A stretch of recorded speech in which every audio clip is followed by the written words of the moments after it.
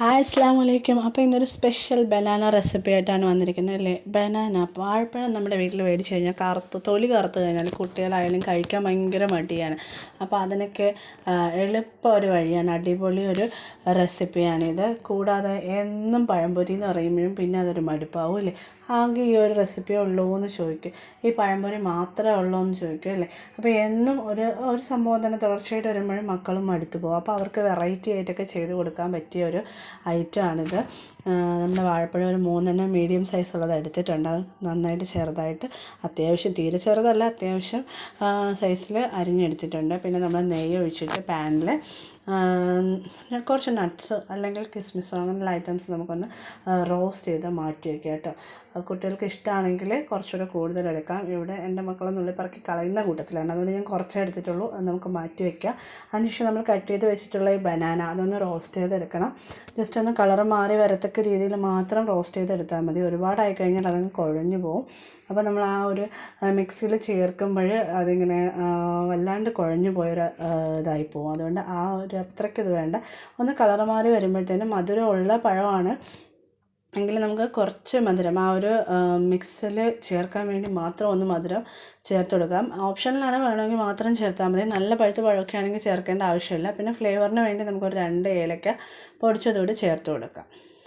പിന്നെ വേറെ നട്ട്സൊക്കെ ഉണ്ടെങ്കിൽ നമുക്ക് ആഡ് ചെയ്ത് കൊടുക്കാം കേട്ടോ. അതിനുശേഷം നമ്മൾ നേരത്തെ റോസ്റ്റ് ചെയ്ത് വെച്ച ഈ നട്ട്സും കിസ്മിസും കൂടെ ആഡ് ചെയ്ത് കൊടുത്ത് നന്നായിട്ട് മിക്സ് ചെയ്ത് കോരി മാറ്റി വയ്ക്കാവുന്നതാണ്. ഇപ്പം തന്നെ നല്ല മണമാണ്, ആ ഒരു പഴത്തിൻ്റെയും നെയ്യുടെയൊക്കെ കൂടെ നല്ല മണമാണ്. ഇത് തന്നെ എല്ലാവരും കഴിച്ചു പോകുന്ന നല്ല ടേസ്റ്റ് ആയിട്ടുള്ളൊരിതാണ്.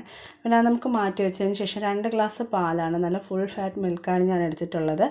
അതൊന്ന് നന്നായിട്ട് ഒരു പാനിലോട്ട് മാറ്റി തിളപ്പിച്ചെടുക്കണം. ആ സമയത്തിന് നമുക്ക് കുറച്ച് പാലൊരു ബൗളിലോട്ട് മാറ്റിയിട്ട് ഒരു 2 ചെറിയ സ്പൂൺ കോൺഫ്ലോറാണ് ഞാൻ നന്നായിട്ട് കട്ടയൊന്നും ഇല്ലാതെ മിക്സ് ചെയ്തെടുത്ത് ആ പാലിൽ ചേർത്ത് കൊടുക്കുന്നുണ്ട്. ചൂടായ പാലിൽ ചേർത്ത് കൊടുക്കുക, അല്ലാതെ വേണമെങ്കിൽ നമുക്ക് തുടക്കത്തിൽ ചേർക്കാം. പാലിൽ ഇത് ചേർത്ത് കൊടുത്തു കഴിഞ്ഞാൽ പെട്ടെന്ന് തന്നെ ഇത് കട്ടയായി പോകും. അതുകൊണ്ട് കൈകളക്കാണ്ട് നന്നായിട്ട് ഇളക്കി കൊടുക്കണം.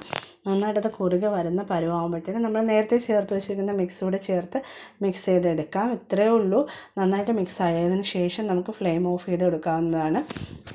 ഈ ഫ്രൂട്ട്സിൻ്റെ മിക്സ് ചേർത്തതിന് ശേഷം പിന്നെ ഒരുപാട് നേരമായിട്ട് ഇങ്ങനെ കുറുക്കിയൊന്നും എടുക്കേണ്ട ആവശ്യമില്ല. ഇപ്പോൾ തന്നെ ഓൾറെഡി നല്ല ആ ഒരു ബാറ്റർ തിക്കായി വരാൻ തുടങ്ങിയിട്ടുണ്ടായിരുന്നു. അപ്പോഴാണ് നമ്മൾ ഈ ഫ്രൂട്ട്സ് ചേർത്ത് കൊടുത്തത്. അതിനുശേഷം നമുക്ക് ഫ്ലെയിം ഓഫ് ചെയ്ത് ഒരു സെറ്റ് ചെയ്യാനുള്ള ട്രേയിലോ ബൗളിലോ ഒക്കെ മാറ്റി വയ്ക്കാവുന്നതാണ്. ഇതുപോലുള്ള ഈസി റെസിപ്പീസ് കുട്ടികൾക്ക് പെട്ടെന്ന് ഇഷ്ടപ്പെടും. ഫ്രൂട്ട്സ് ഒന്നും പാഴി പോകത്തില്ല. കറുത്ത് പോയ പഴമൊക്കെ ആണെങ്കിൽ നമുക്ക് പെട്ടെന്ന് ഇത് ഉപയോഗപ്പെടുത്താൻ കഴിയും. അപ്പോഴേ എല്ലാവരും നമ്മുടെ റെസിപ്പീസ് ട്രൈ ചെയ്ത് നോക്കണം. കൂടുതൽ നമ്മൾ ഈ ആദ്യം ഫ്രൂട്ട്സ് ഒന്ന് റോസ്റ്റ് ചെയ്തപ്പോൾ മാറ്റി വെച്ചായിരുന്നു, ഒന്ന് ഗാർണിഷ് ചെയ്യാൻ വേണ്ടി. അതുകൂടെ ഇട്ട് കൊടുത്ത് നമുക്ക് സെറ്റ് ചെയ്യാൻ വെക്കാം. ഇതിപ്പോൾ തന്നെ കഴിക്കുകയാണ് ചെയ്യുന്നത്, കാരണം തണുപ്പിച്ച് കൊടുക്കുന്ന കുട്ടികൾക്ക് അത്ര നല്ലതല്ലാത്തതുകൊണ്ട് ഞാൻ സെറ്റ് ചെയ്യാൻ വെച്ചിട്ടില്ല. അല്ലാതെ തന്നെയാണ് ഞങ്ങൾ സെർവ് ചെയ്തത്. ഒരു പുഡിങ്ങിൻ്റെ ആ ഒരു ടേസ്റ്റിൽ നമുക്ക് കഴിക്കാം. ഇല്ലെന്നുണ്ടെങ്കിൽ ഫ്രീസറിൽ വെച്ചിട്ട് സെറ്റ് ചെയ്തും കഴിക്കാവുന്നതാണ്, കട്ട് ചെയ്തൊക്കെ കഴിക്കാം. അപ്പോൾ എല്ലാവരും ട്രൈ ചെയ്ത് നോക്കിയിട്ട് കമൻറ്റ്സ് ഫീഡ്ബാക്കായിട്ട് അറിയിക്കണം കേട്ടോ.